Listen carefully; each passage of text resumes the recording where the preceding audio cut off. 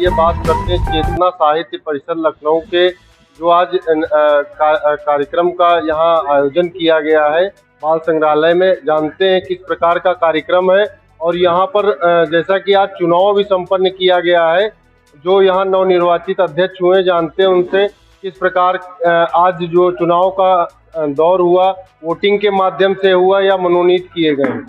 Sir, जो आज चुनाव हुआ है, किस प्रकार का चुनाव था, क्या आपको मनोनीत किया गया? नहीं, ऐसा है कि साहित्यिक संस्था हमारी है चेतना साहित्य परिषद, तो उसका कार्यकाल समाप्त होता है तो नई कार्यकारिणी का चयन होता है। तो ये कार्यकाल समाप्त हो गया था, इसलिए निर्वाचन कार्यकारिणी का हुआ है। वोटिंग के माध्यम से हुआ या मनोनयन? नहीं, मनोनयन तो नहीं होता, नहीं वोटिंग होता है, सबकी सहमति होता है। सर, क्या कारण है कि आप ही को मतलब चुना गया? ये तो मेरे भाई बहन है, इनका संस्थापक सदस्य हैं, केवल इन सबका प्यार है, जो चाहते हैं शुरू से जुड़े हुए हैं। हाँ, जुड़े हुए। महामंत्री जी, सर क्या कहना चाहेंगे आज के कार्यक्रम से? देखिए, आज का कार्यक्रम तो मेरे लिए बहुत ही महत्वपूर्ण कार्यक्रम है और मुझे इस बात की पूरी प्रसन्नता है कि बिना किसी विवाद के हमारे यहाँ चुनाव प्रतिवर्ष अब तक चेतना साहित्य परिषद का इतिहास रहा है कि बिना किसी विवाद के हमारे यहाँ पदाधिकारियों का चयन हो जाता है।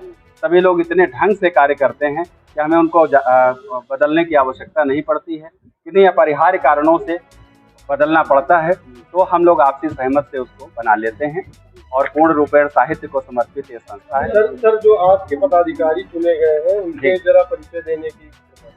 आज अध्यक्ष के रूप में डॉक्टर शुभजन कमलेश जी, उपाध्यक्ष वरिष्ठ उपाध्यक्ष के रूप में श्री राम अवतार पंकज जी, उपाध्यक्ष द्वय के रूप में श्री भोलानाथ अधीर जी, महामंत्री मैं प्रमोद द्विवेदी प्रमोद, संयुक्त मंत्री डॉक्टर अरविंद झा, संगठन मंत्री श्री शिवराम तिवारी जी, प्रचार मंत्री श्री राजकिशोर नमन जी, सांस्कृतिक मंत्री श्री जगदीश शुक्ल जी और कोषाध्यक्ष श्री रमाशंकर सिंह जी और कार्यकारिणी सदस्य के रूप में डॉक्टर गोपाल कृष्ण शर्मा मृदुल, अनिल वर्मा जी, डॉक्टर आशुतोष वाजपेयी जी, डॉक्टर शोभा दीक्षित भावना जी, डॉक्टर अवधि हर जी और डॉक्टर दिनेश चंद्रवंशी जी को चुना। सर, संस्था का उद्देश्य क्या है? चुनाव अधिकारी के तौर पर कौन है? चुनाव अधिकारी के तौर पर हमारे मध्य रहे हैं श्री रत्नेश गुप्त जी, जिनका एक परिचय और भी है, वो डॉक्टर दाऊ जी गुप्त, जो 3 बार मेयर रह चुके हैं हमारे यहाँ, वो उनके सुपुत्र हैं और इस साहित्यिक संस्था के हमारे संगठन।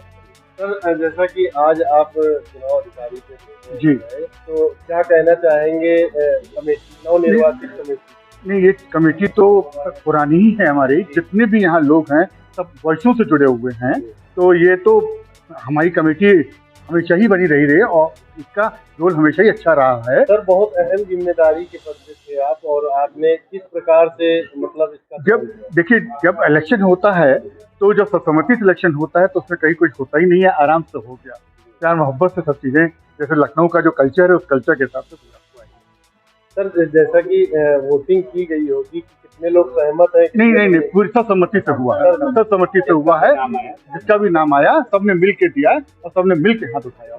मैम, महिला होने के नाते आज के कार्यक्रम के विषय में क्या कहेंगी और क्या इस तरीके के, जैसे कि सर्वसम्मति के आधार पर चुनाव हुआ यहाँ पे? जी, हमारे यहाँ हमारी 50 साल से भी ऊपर पुरानी संस्था है, प्राचीन संस्था है और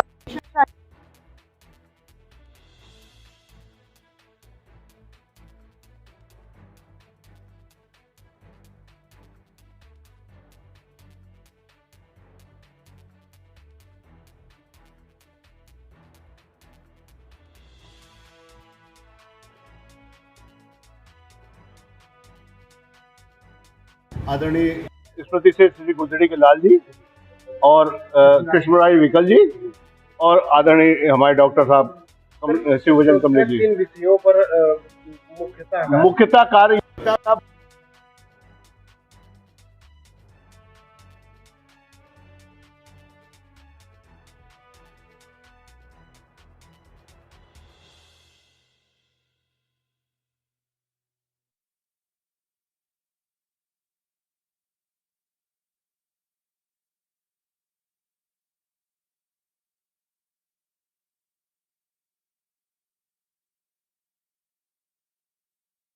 उसी हिसाब से रचनाएं करते हैं, उसी हिसाब से वो चेतना शोध पत्रिका में छपती है। सरकार हिंदी भाषा को और संस्कृत भाषा पे विशेष ध्यान देती है, जी। तो उसको लेकर के क्या और भी ध्यान देना चाहिए? और ध्यान देना चाहिए। हमारे जो संरक्षक थे आदरणीय डॉक्टर ये दाऊजी गुप्त जी, उन्होंने अमेरिका में इसका परचम फहराया।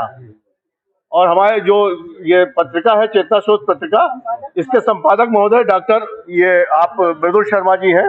हाँ, और इतना बढ़िया संपादन हो रहा है। स्वामी विवेकानंद जी ने भी जो है भारत का पंचम जो है विश्व स्तर पे लहराया, जी। तो उस पर क्या कहेंगे?